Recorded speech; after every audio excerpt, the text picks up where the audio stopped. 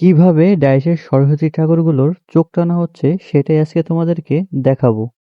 Good morning guys, কেমন আছো তোমরা সবাই? আশা করি সকলে ভালো আছো।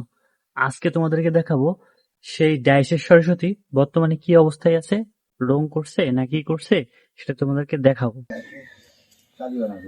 হুম, এইখানে যে মাটি পালন হইতেছে, এই মাটি দিয়ে কিন্তু ডাইসের আরো কিছু হয়তো বা সরস্বতী ঠাকুর উঠাবে।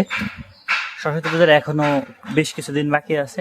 এর মধ্যে এই ডাইসের সরস্বতী উঠাইয়া, যেহেতু এখন রোদ উঠতেছে ভালোই, রোদে শুকাইয়া তারপরে রং করলে কিন্তু হয়ে যাবে।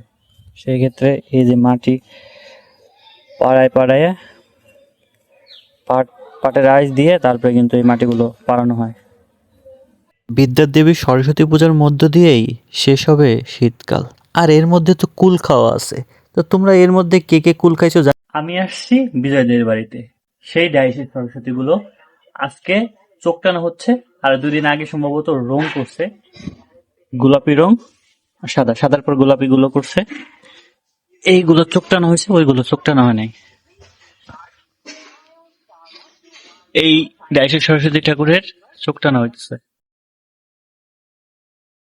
এই তো গত 2-1 দিন আগেই এই সরস্বতীর ডাইসগুলোকে সাদা রং আর গোলাপি রং দিয়েই কিন্তু এরকম সুন্দর রং করা হয়েছিল। তো আজকে মূলত বিজয় সরস্বতীর ডাইসের ঠাকুরগুলোর চোখ টানতেছে। তো এই জন্য এই চোখ টানার দৃশ্যগুলো তোমাদেরকে দেখানোর চেষ্টা করব। আশা করি তোমরা ভিডিওটা সম্পূর্ণ দেখতে থাকবা এবং দেখো কত সুন্দর নিখুঁতভাবে কাজ করার চেষ্টা করে। যদিও এগুলো রেডিমেড সরস্বতী ঠাকুর ডাইসের, এই জন্য এগুলো অত সুন্দরভাবে এই কাজগুলো এভাবে করে নাই।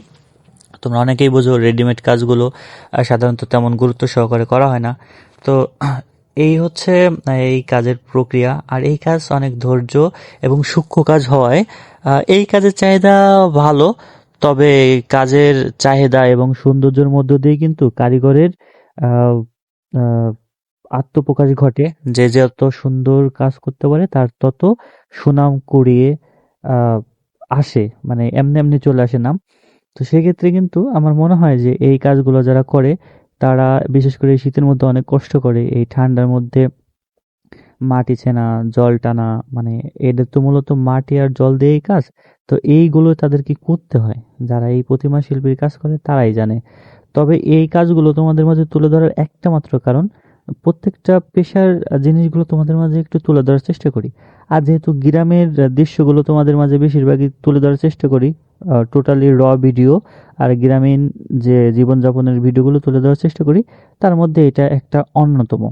সেই ক্ষেত্রে যারা এই ধরনের ভিডিও দেখতে পছন্দ করো তারা অবশ্যই লাইক, কমেন্ট, শেয়ার এবং সাবস্ক্রাইব করে পাশে থাকতে পারো। এরকম ধরনের গ্রামীণ যে ভিডিওগুলো সেগুলো তোমাদেরকে অবশ্যই দেখাবো। আর দেখতে দেখতে যেহেতু সরস্বতী পুজো চলে আসলো, আর অল্প কিছুদিনের বাকি, তারপরেই বিদ্যার দেবী সরস্বতী ঠাকুরের পুজো কিন্তু হবে। তারপরে এর মধ্যে কোল খাওয়া থেকে শুরু করে শীতকাল প্রায় শেষ হবে। এই সরস্বতী পূজার পর থেকেই শীত অনেকটা কমে যাবে। তবে যাই হোক, সরস্বতী ঠাকুরের রংগুলো দেখতেই পাচ্তেছো, যে গোলাপির পর সাদার পর দুটো মিলে একটু ও, এক কালারই করছে সবগুলো। আরো অনেক ঠাকুর আছে এইখানে। তো আপাতত এইগুলোই চোখ টানতেছে। তার আরো কিছু কাজ আছে, বিনারতে রং করবে, তারপরে হয়তোবা এই ঠাকুরের আরো কিছু কাজ করার পরে এগুলো কমপ্লিট হয়ে যাবে। তো সাধারণত এই যে রেডিমেড যে ঠাকুরগুলো বানাইছে ডাইসের, এইগুলোতে যেরকম বিক্রি করবে, তো সেক্ষেত্রে আমার মনে হয় তুলনামূলকভাবে অনেক কম রেটে বিক্রি করবে। আর বড় যে ঠাকুরগুলো আছে ওইগুলোর একটু বেশি রেট। সেই ক্ষেত্রে আমার কাছে মনে হয় এই ঠাকুরগুলোর রেট অনেকটাই কম ওদের কষ্ট অনুযায়ী। তবে দেখো কতটা নিখুঁতভাবে করার চেষ্টা করতেছে আসলে চোখ টানার যে ব্যাপারটা, সেটা দেখেই বোঝা যাচ্ছে। তবে যাই হোক, সরস্বতী পূজার মধ্যে আহ, অনেকেই তো অনেক রকম অনুষ্ঠান অনুষ্ঠান করে। তো আমাদের এইখানে বর্তমানে হচ্ছে না। এখন নানা রকমের অনুষ্ঠানের কারণে সরস্বতী পূজাটা তেমন ভাবে করা হয় না। তো তোমাদের এখানে বড় করে কোন কোন জায়গায় অনুষ্ঠান করে সেটা কমেন্টে জানিও। তোমাদের এলাকায় কোথায় বড় করে সরস্বতী পূজার অনুষ্ঠান করা হয় জানিও। আমাদের বাংলাদেশের মধ্যে তো মাদারীপুরে নামকরা সরস্বতী পূজা হয়। তো অনেক জায়গায় হয়, কিন্তু মাদারীপুরের নামকরা সরস্বতী পুজো এই হচ্ছে ব্যাপারটা। তবে যাই হোক, আজকের ভিডিওটা তোমাদের মাঝে এই সরস্বতী ঠাকুরকে কেন্দ্র করেই হয়েছে। আর এই তো সরস্বতী পুজোর অভিজ্ঞতা কেমন বলবো বলো? যখন স্কুলে পড়াশোনা করতাম তখন সরস্বতী পুজোর মজা ছিল একরকম, এখন অন্যরকম। এখন তেমন একটা মজা নাই বললেই চলে। তো তারপরেও, আর সরস্বতী পুজোর আগে কুল খাওয়া, মানে আমাদের বাংলাদেশে বড়লে হচ্ছে বড়ই। বড়ই হয়তোবা অন্যান্য জায়গায়ও বলে, বাট আমাদের আমাদের এলাকা ভিত্তিকও বড়ই বলে, বিশেষ করে আমাদের বাংলাদেশে বড়ই বলে আর ইন্ডিয়াতে কুল বলে। তো এইটাই আর কি, সরস্বতী পুজোর আগে নাকি কুল খেতে নেই। তো তারপরেও কিন্তু অনেকেই খায় চুরি চাপটা করে। সো ওইটা ব্যাপার না, ওইটা কোনো কথা না। এখন যাই হোক, ভিডিওটা কন্টিনিউ করতে থাকো। আর যদি ভিডিওটা এখনো দেখে থাকো তাহলে বুঝবো যে ভিডিওটি তোমার কাছে ভালো লাগছে, কিছু শিখছো। সেই ক্ষেত্রে চাইলে অবশ্যই একটা লাইক, কমেন্ট এবং শেয়ার, সাবস্ক্রাইব করতেই পারো, তাই না?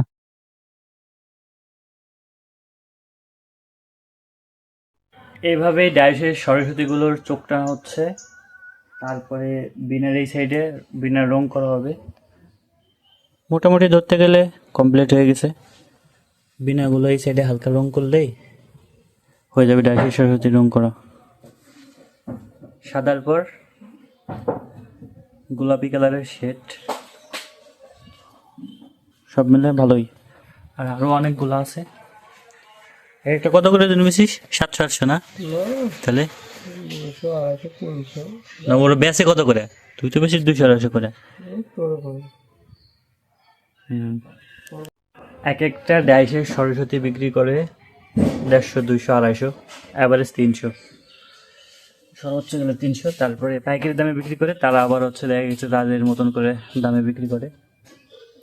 আর এই সরস্বতী, আরো যে একটু বড় সরস্বতী আছে, ওই সরস্বতীগুলোর বিনা।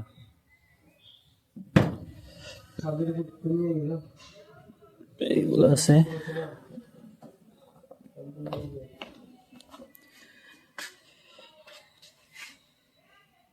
এখন এইখানে অল্প কিছু ডাইসের সরস্বতী রং করা হয়েছে, আরও কিছু আছে রোদ্রে, ওইগুলো এনে তারপরে ওইগুলো সম্ভবত রং করবে। আপাতত এইগুলো দেখাইলাম। এইখানে কিছু সরস্বতীর বিনা আছে। আর এই জায়গায় যেটা আছে এটা অর্ডারই, এটা একটু বড়। তো সব মিলে সরস্বতী ঠাকুরও এইগুলাই বানাইছে আর কি। এরপর সম্ভবত বরিশাল আবার যাবে, যেখানে আর কি কারখানায় কাজে ছিল এখানে যাবে। তো আজকের ভিডিওটা এই পর্যন্তই। যদি ভালো লেগে থাকে লাইক, কমেন্ট, শেয়ার এবং সাবস্ক্রাইব করে সাথে থাকো।